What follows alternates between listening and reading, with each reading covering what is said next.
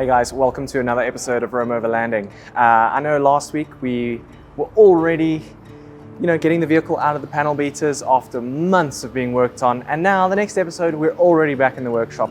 But I did explain to you in the previous episode that there was a few little things that changed around with sponsorships and stuff like that over the past couple months.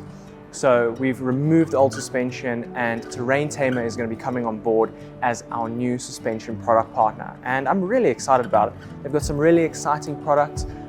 One of the big things I'm looking forward to is obviously changing the traditional leaf pack to the parabolic leaf springs. I'm very keen to see how those perform because I've heard a lot of really good things about them. And now they've got these 500 to 700 kilogram parabolic leaf springs, which are going to keep up with the weight of this vehicle quite nicely. So I'm excited about that. They've also got these smart coils for the front end, which are actually progressive rate coils. So they should also give a huge improvement to the ride quality.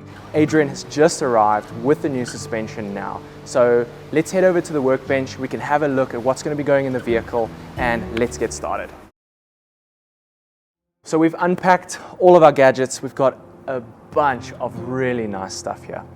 So I think some of the things we're going to have a look at first, and I think something that's very, very interesting, and the thing I'm most excited about actually is trying out the parabolic leaf springs. So Adrian, can you fill us in and let everybody know a little bit of the technology that goes into the parabolic leaf springs, and what am I going to be looking at kind of experiencing and changing now going forward? Okay, firstly, if you have a look close up, it only has the pads here. The blades don't actually touch each other. Now that gives you a lot less friction. Because you have a lot less friction, you don't have the friction to overcome. So it gives you a softer ride. And if you take the spring from here to the center, it actually tapers.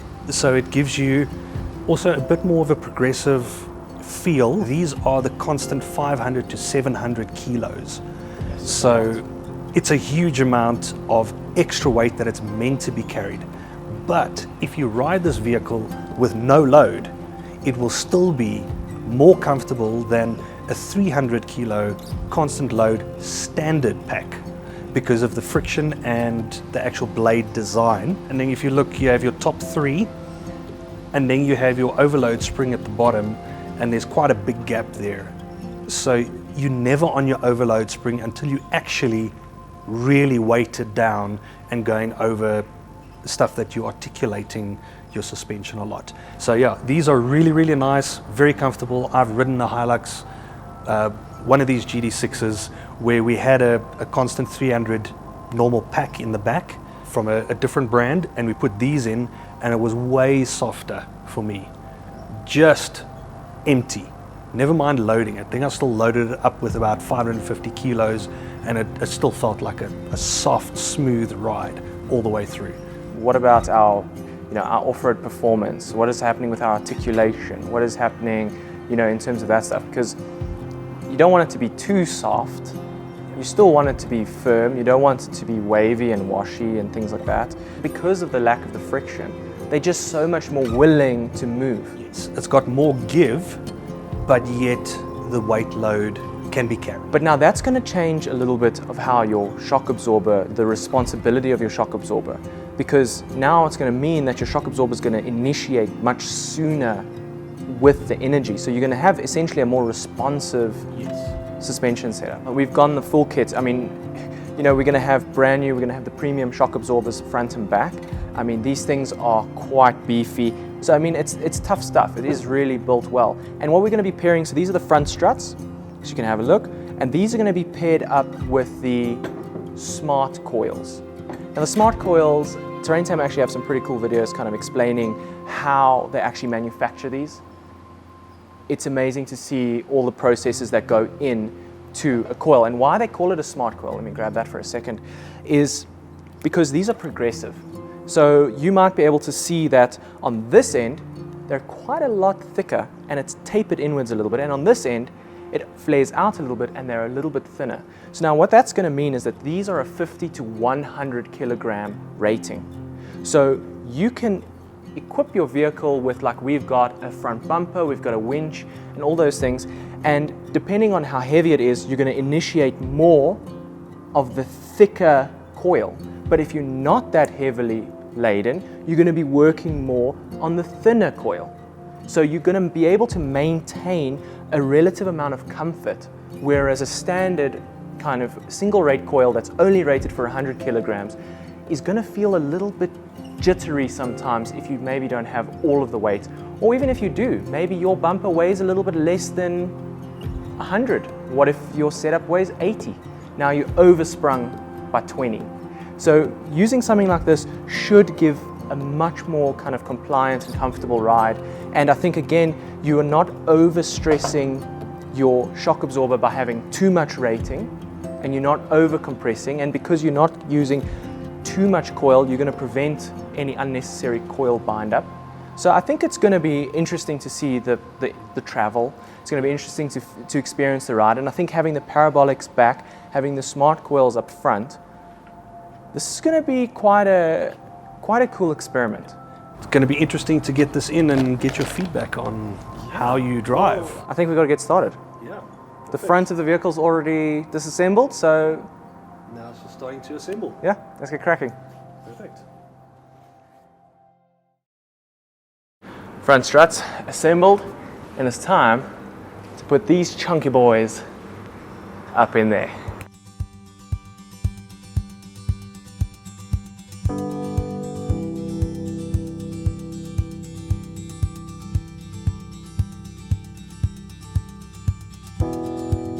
The setup is looking really nice, everything's tightened up now, and we can actually now get started on the rear of the vehicle. Something we found when we lifted the vehicle up to start looking at the rear suspension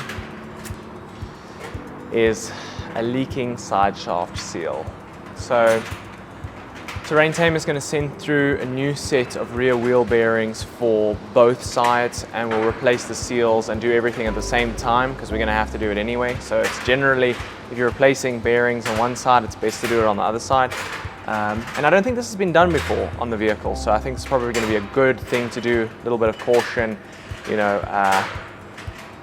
to check for stuff like this. So, side shafts out, they've gone to go and get the new bearings and stuff pressed on, the new seals. So at least that is now going to be sorted. I think now we can get started on actually taking off removing the old leaf springs and putting in the parabolics. So definitely some exciting stuff ahead of us today. It's a good rule of thumb to replace the U-bolts when you change your rear leaf packs. They're put under a huge amount of pressure and tend to stretch and develop weak points. So if you had to reuse and retorque the old ones, you could potentially risk shearing them off. And they hold your axle to your vehicle, so you really don't want that. Anyways, I'm excited to get the benefits of the weight reduction of the parabolics.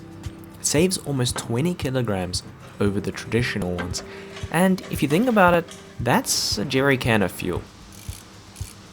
With the side shafts going back in now and the rear brakes sorted, all that's left to do now is to put on the new rear shocks. Now the shocks that I'm putting in are the heavy duty shock absorbers, so they have a wider bore than the standard ones, meaning they can hold more oil, and this is going to help maintain the ride quality out on those long gravel roads. So that's the shocks done, they're looking really good. All that's left to do now is get some weight on the vehicle, get out there, use the suspension a bit, and then I can give you some feedback on how it's all going. Anyways, see you out there.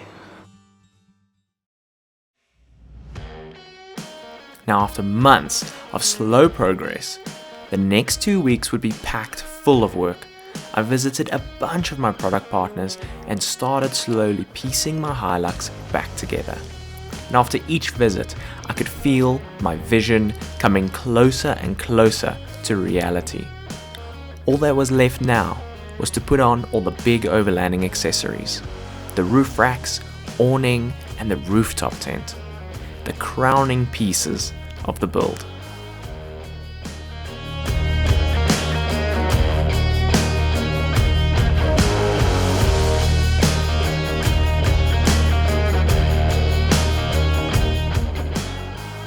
And now my rig was back to normal, and we could really feel how the Terrain Tamer setup handled the extra weight.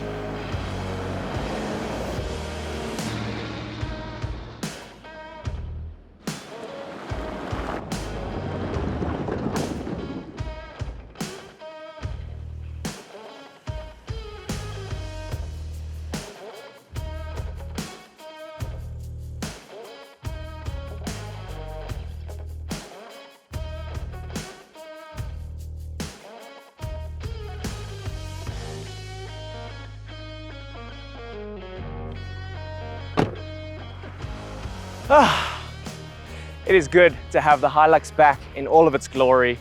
I think it's looking great, it's performing great. The Terrain Tamer setup is really, really nice. Just taking it around here a little bit, just feeling it on the dirt road. It's controlled, it's planted, but it's handling the weight really well. There's not a lot of body roll and things like that. So far, I'm really stoked. But I really do have to get it out on some serious trips and really test it out there properly before I can give you a really deep review of it. But so far, so good. And I'm thoroughly looking forward to the adventures coming up. And this is something you guys do not want to miss out on. The next time you see me, we're going to be prepping for a big trip. There might be some new vehicles around. All the final little touches will be done on the Hilux, and we are going to be ready for some serious adventure. Anyways, thank you so much for tuning in, and a huge shout out to Terrain Tamer for supporting the show. Anyways, we'll catch you next time. Cheers.